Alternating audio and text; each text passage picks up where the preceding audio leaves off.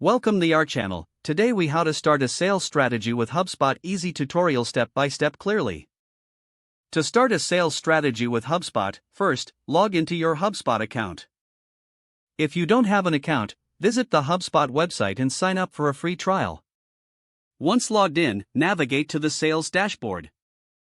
Click on the Sales Tools option in the main menu. From the drop-down, select Deals. Now, click on the Create Deal button to set up your first deal.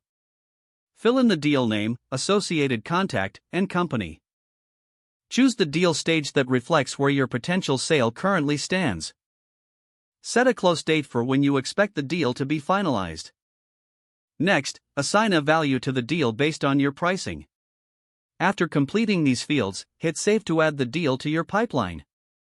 Once your deals are set up, go to the pipeline view to visualize your sales funnel. Here, you can see all deals segmented by their current stage. This will help you identify which deals need more attention. Now, integrate your email with HubSpot to streamline communication. Head to the Settings menu and select Email Integrations. Follow the on-screen prompts to connect your email account.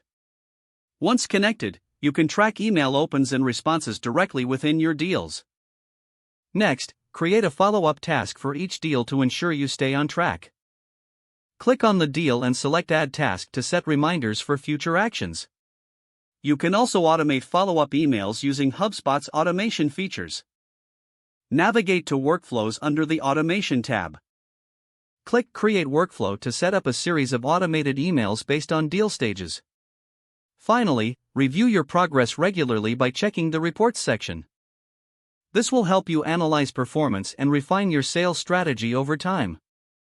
By following these steps, you'll be well on your way to implementing an effective sales strategy with HubSpot.